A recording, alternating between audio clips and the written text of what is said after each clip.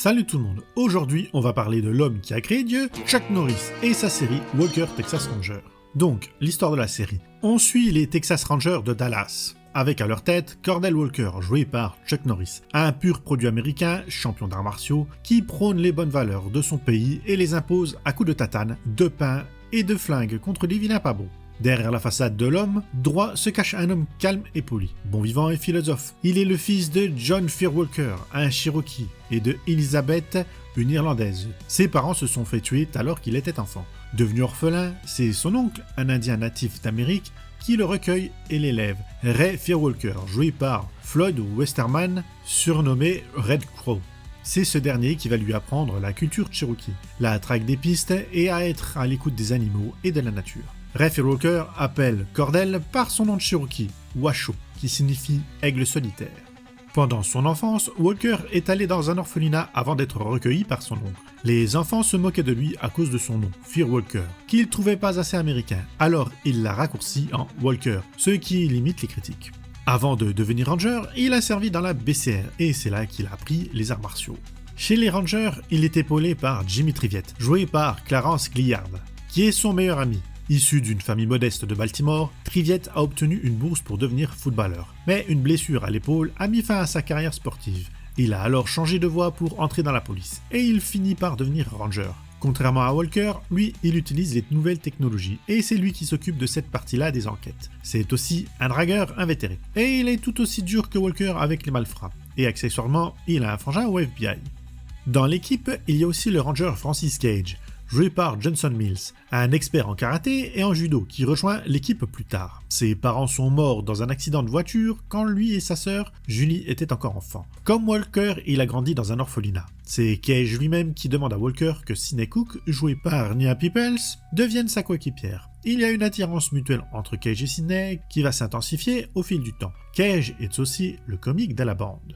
Il y a également la procureure Alexandra Cahill, jouée par Cherie G. Wilson, qui participe aux enquêtes. Elle n'aime pas trop la méthode brutale de Walker, mais elle est bien obligée de constater que ça marche. Ils vont fricoter ensemble, mais il faudra des années pour qu'ils développent une relation sérieuse. L'équipe se réunit souvent au Siddy's Bar and Grill, tenu par Sidney Parker, joué par Noble Winningham, un ancien ranger qui ne peut plus exercer à cause d'une blessure au genou. Sidney est une aide pour Walker et Triviette, et ils ne sont pas avares des conseils qu'il leur donne sur les affaires en cours. Attention, si vous hésitez encore à vous abonner, sachez que Chuck Norris surveille, et il peut cliquer sur votre souris depuis sa cuisine pour vous abonner. La série a d'abord été développée par la productrice Alison Moore et J. Michael Straczynski, quand elle était produite par Canon Television, sous le nom de Sam Bolt, Texas Ranger. Elle a changé de main pour aller chez CBS. Du coup, Moore et Straczynski sont partis. Straczynski, lui, est parti pour aller sur la série Babylon 5.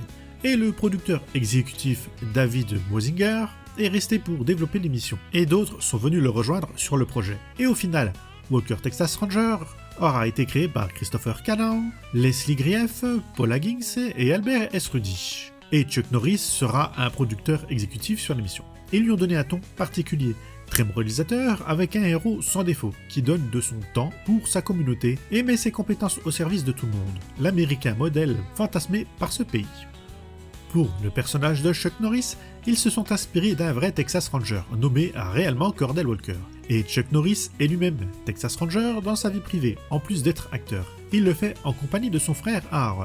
Et il est aussi réellement Cherokee. Il vit aussi vraiment à Dallas. Le rôle était fait pour lui sur mesure. D'ailleurs, il n'a reçu aucune autre offre de rôle avant d'obtenir celle-ci. Et il n'a pas mis longtemps à se décider, les producteurs lui ont envoyé un script de ce que serait la série et il a quasiment dit oui tout de suite. Et pour certains scénarios d'épisodes, ils se sont directement inspirés des films de Chuck Norris, dont le final de la série fait partie. Et l'inverse est aussi vrai, une partie de l'histoire de Walker et son oncle, avec le meurtre de ses parents, a servi pour faire le film Logan's War Bound by Honor de 1998, avec quelques ajustements dans les boulots et les origines des personnages pour faire passer la pilule. La série a été quasi intégralement filmée autour de Dallas et de Fort Worth, au Texas, et les habitants des lieux où ils tournaient ont servi de figurants dans les épisodes. Le parc du centre-ville de Fort Worth a trop souvent été utilisé. L'extérieur du bar de Siddy's, elle, était faite avec le White Elephant Saloon, situé dans le quartier historique des parcs à bestiaux de Fort Worth. Et dans la série, Le quartier général des Rangers est soi-disant à Dallas, mais dans la réalité, il est situé à Austin. Les Rangers ont bien un bâtiment à Dallas Fort Worth, c'est celui de la compagnie B à Garland. Et pour représenter le bâtiment dans la série, ils ont filmé le palais de justice du comté de Tarrant à Fort Worth. La série est passée à la télé pour la première fois sur CBS en avril 1993 à 21h le mercredi. Puis elle a changé de case horaire pour être mise à 22h le samedi. Et la dernière saison a été diffusée à 21h le samedi. Elle a 203 épisodes avec un téléfilm qui conclut la série pour 9 saisons ou 196 épisodes selon comment on compte les doubles épisodes. En France, elle est arrivée en juillet 1995 sur TF1 le dimanche. Elle sera diffusée jusqu'en 2012, dont pas mal de rediffusions sur cette chaîne. Puis elle sera rediffusée sur plein d'autres chaînes jusqu'à nos jours. La série a eu un gros accord commercial avec la marque de véhicules Chrysler à partir de la saison 2 pour faire de la pub à leurs véhicules dans les épisodes. Et surtout les modèles de chez Dodge qui sont conduits par les gentils. Et les méchants, eux, ne conduisent que des véhicules de chez Ford. Et on peut aller plus loin. Les gentils qui risquent de mourir conduisent des Chrysler et les gentils qui ne risquent rien conduisent des Dodge. Un sacré deal avec la marque qui peut vous spoiler la série quand vous le connaissez.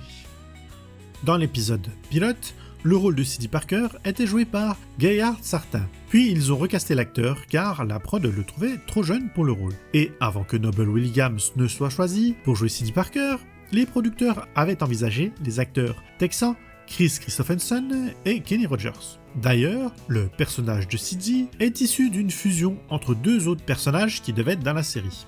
Crockett Davis Washington, qui donne les initiales de C.D., et Hayes Cooper III, surnommé Tree. Ce dernier était un camarade d'armée de Walker. Et il était également le cofondateur et premier directeur du C.D.'s Bar and Grill. Tree avait été conçu en hommage à l'acteur texan Fess Parker, qui a joué Davy Crockett et Daniel Boone. Mais Parker n'a pas pu jouer ce rôle. Il était occupé à gérer le domaine viticole de sa famille dans un autre état. Les deux personnages ont donc été fusionnés et renommés en clin d'œil à Fess, C.D.'s Parker. Donc, pour son rôle de Davy Crockett, avec les initiales inversées, et son nom de famille, Parker, que le personnage prendra dans la série. Et Noble Willingham va quitter la série avant sa fin pour participer à une campagne politique pour se faire élire au Congrès, mais il a perdu les élections, et sa place dans la série en même temps.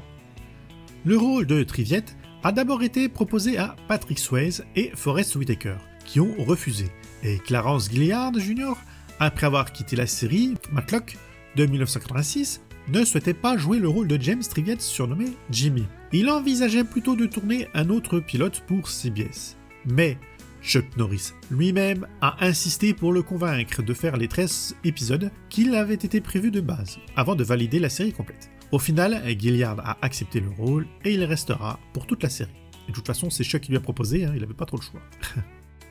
Le personnage d'Alex Khalil, joué par Thierry G. Wilson, aurait pu être incarné par Sean Westerly, qui est originaire du Texas. Mais les producteurs ont finalement préféré Jerry G. Wilson.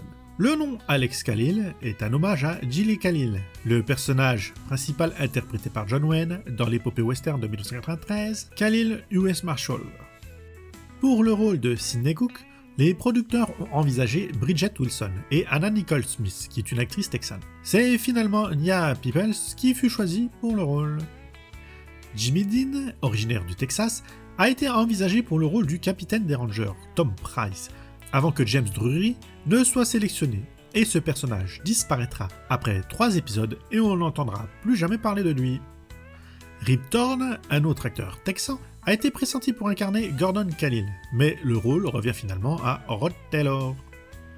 Avant que Robert Fuller n'ait un rôle récurrent en tant que Wade Harper, il a joué un autre personnage, le ranger Keb Wallace, dans l'épisode 7 de la saison 6. Et la dernière anecdote de casting, c'est Philippe Palais, surnommé Chaka, c'est un élève de Chuck Norris. Il a été pressenti pour le rôle de Francis Cage, mais c'est Johnson Mills qui au final obtiendra le rôle.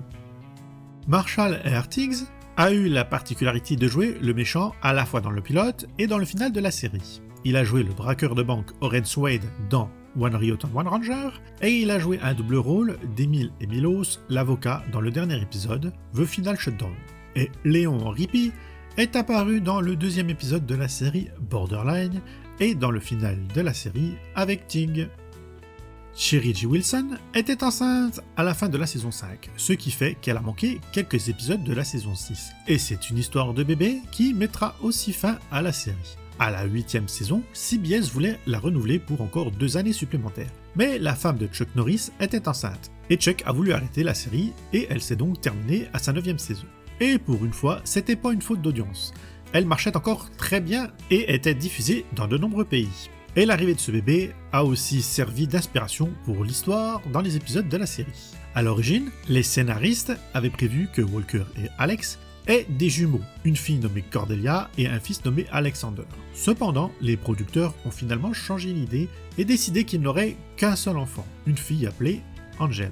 Le prénom a été inspiré d'un film de 1988 de Chuck Norris, The Hero and the Terror, dans lequel Danny et Kay O'Brien accueillent une fille qu'il nomme Angela. Dans la série, Alex a confié à Walker qu'il y avait des jumeaux dans sa famille, ce qui a donné lieu à une blague sur le plateau de tournage, car Chuck Norris, l'acteur principal, a lui-même des jumeaux dans sa vraie famille. Et elle lui faisait peur avec ça en lui disant qu'il risquait d'avoir peut-être des jumeaux. Et c'est une chose qui est bel et bien arrivée, puisqu'il a accueilli Dakota Allan, un garçon, et Danny Lee Kelly, une fille, qui sont donc des faux jumeaux nés en 2001 de sa femme Gina O'Kelly. Dans la série, le personnage de C.D. Parker reçoit un prix pour sa carrière dans les forces de l'ordre du Texas, qui s'appelle le Frank Hammer Award. Il est nommé en l'honneur de Frank Hammer, un légendaire Texas Ranger qui a commencé sa carrière à cheval dans les années 1890, à l'époque du Far West, et a pris sa retraite pendant l'ère des gangsters dans les années 1920-1930. Hammer est surtout resté célèbre pour avoir dirigé l'équipe qui a abattu Bonnie and Clyde. Des gens ont du temps à perdre et ont tenu les comptes des coups de pied et de mecs arrêtés. Ça donne que Cordell Walker a été impliqué dans 134 fusillades, où il a déchargé son arme. Il a également utilisé son célèbre coup de pied retourné au visage de ses adversaires à 185 reprises. Walker a pris part à 55 poursuites en voiture et a assisté à un total de 144 explosions au fil des épisodes. Il a également vécu 36 rencontres surnaturelles et fait face à 28 situations impliquant des animaux sauvages, comme des ours, des loups, des serpents ou même des taureaux. Au cours de la série, il a tué un total de 190 personnes, tout en affrontant et battant pas moins de 889 méchants. Du côté des personnages secondaires, Alex Khalil n'a pas été épargnée. Elle a été kidnappée, enlevée ou détenue contre son gré 25 fois. Elle a également été prise en otage 22 fois, abattue à 3 reprises et droguée une fois. Et d'ailleurs, tous les personnages ont été au moins 2 ou 3 fois dans le coma et de multiples fois blessés. Et pour alléger cette liste, tout au long de la série, presque chaque épisode met en scène un personnage nommé Toby, Billy, Joey ou Angela. Et dans la série, une blague qui brise le 4e mur a été faite plusieurs fois par Triviette, qui parle de Chuck Norris à Walker, qui lui répondra toujours par « Mais qui est-ce donc ?» La série a eu un crossover avec le flic de Shanghai, pour arrêter un leader d'une milice révolutionnaire. Walker se rend à Los Angeles et il est aidé par Sam Hollow, joué par Sammo Cambo. C'est dans l'épisode 17 de la saison 8, et l'autre partie de l'histoire est dans la saison 2, épisode 16, du flic de Shanghai.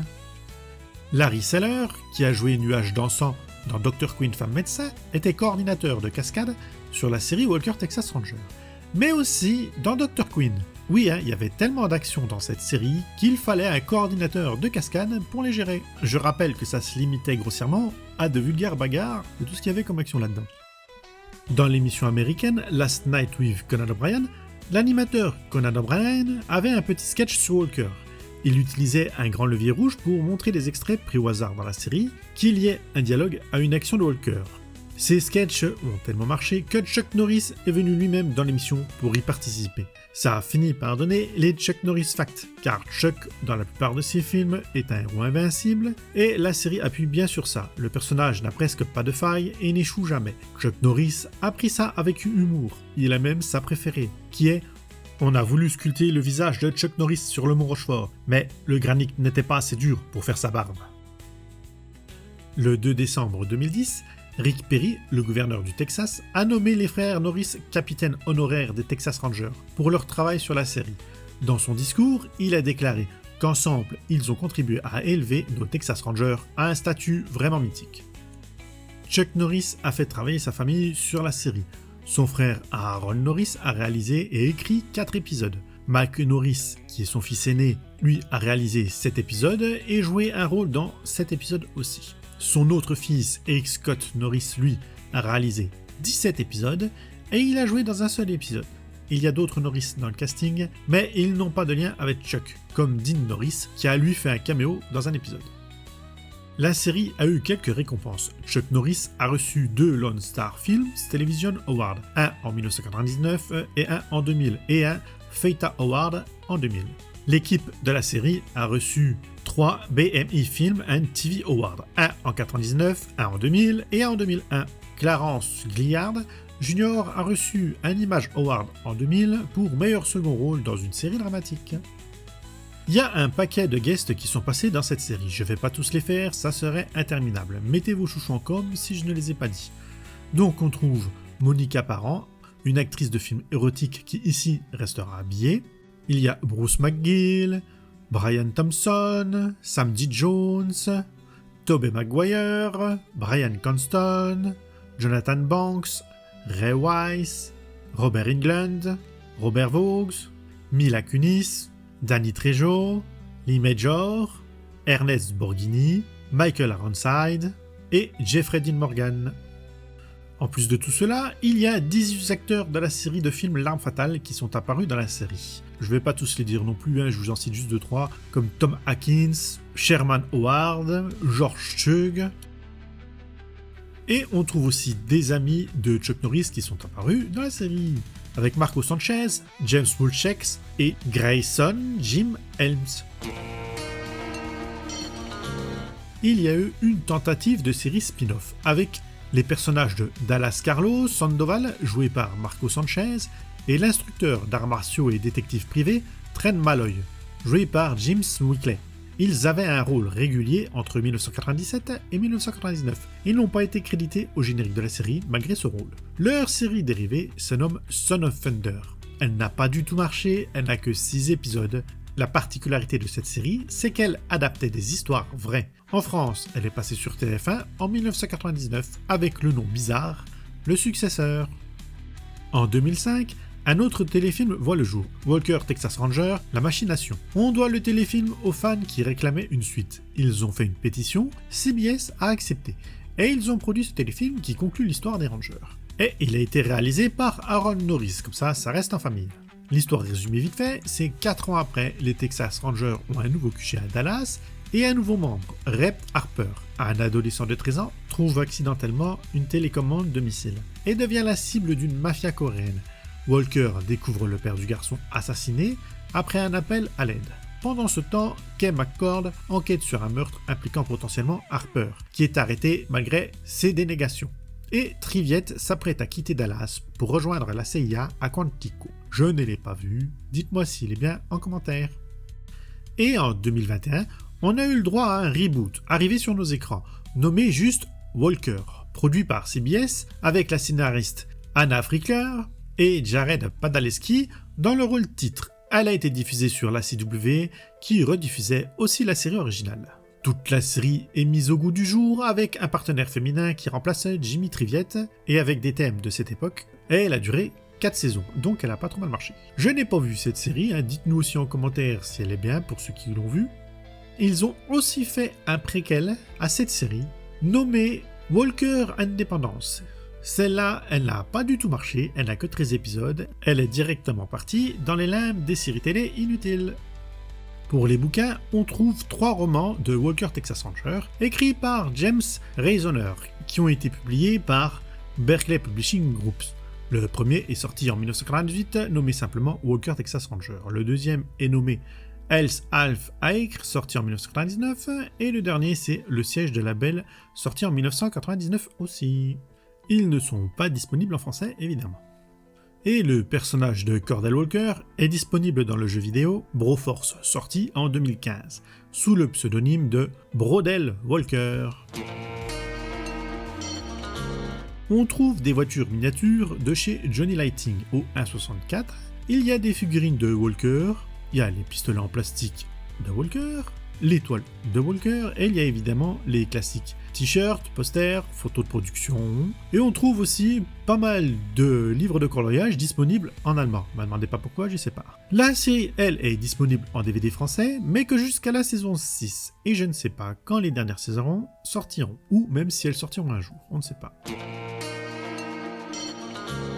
Le premier générique était une musique instrumentale, et c'est à partir de la saison 3 que la version chantée arrive, nommée The Eyes of the Ranger. Elle a été écrite par Dirk Wilder, et elle est chantée par Chuck Norris lui-même. Cette chanson peut faire référence à un chant traditionnel texan, The Eyes of the Texas. On voit le lien entre les deux titres. Sinon, on doit les musiques utilisées dans les épisodes à Christopher Eccleston, qui a fait 83 épisodes, Kevin Keener, qui en a fait 43, Christopher Frank, qui en a fait 22, Ron Remin, qui en a fait 14, Velton Rebush, qui en a fait 13, et Jeroen Himmel, qui en a fait 8. Et quelques-unes de ces musiques sont disponibles sur un CD. L'actrice Nia People, qui joue Sidney Cook, va aussi chanter dans plusieurs épisodes de la série. Donc si vous voulez écouter sa voix, vous pouvez regarder les épisodes de la série. Et en 2012, l'équipe de la série est choisie pour participer au festival de country music de Mirande, dans le Gers, en France. Si vous y étiez, dites-nous-le pour savoir si c'était bien en commentaire. Je n'ai pas dit dans la vidéo, mais pas mal d'acteurs de la série ne sont plus de ce monde. Il ne reste du casting de départ que Chuck Norris et Sherry J. Wilson. Donc, hommage à tous ceux qui nous ont quittés. Sinon, la série est disponible sur TF1+, mais que les 5 premières saisons. Ne me demandez pas pourquoi, je ne sais pas non plus. Moi, personnellement, j'ai vu plein d'épisodes le dimanche chez ma grand-mère devant la tarte aux pommes. Sûrement comme plein d'entre vous d'ailleurs, on a sûrement tous vécu ce petit truc. C'était pas la série la plus fun à regarder, mais ça reste un classique de ces années. Bon, il y a de grosses répétitions dans les épisodes, mais ça plaisait aux plus vieux. Sûrement pour ça qu'elle est encore rediffusée. Un homme parfait qui lutte contre le crime. Pas de surprise dans cette série, on peut louper un épisode, on perdra pas le fil de l'histoire vu qu'elle est réduite au minimum. Et attention, chaque fois que quelqu'un regarde Walker Texas Ranger, Chuck Norris le sait et approuve d'un hochement de tête, peu importe où il se trouve. Vous, dites-moi ce que vous avez pensé de cette série, la regardiez-vous aussi chez votre grand-mère comme moi? Et on murmure que ceux qui ne cliquent pas sur s'abonner finissent par recevoir un mail signé de Chuck Norris, et croyez-moi, personne ne veut lire ce qu'il y a écrit dedans. Donc abonnez-vous à la chaîne et faites tous les trucs de YouTube. Et moi, je vous dis à une autre vidéo. Bye bye. C'est Walker fort et loyal. Son regard dit le chemin. Main levée pour protéger. Toujours contre le destin malsain. Avec Trivette, ils forment un duo de confiance. De la ville au plateau, ils éliminent l'indifférence. Walker ne parle pas la violence, il la scure.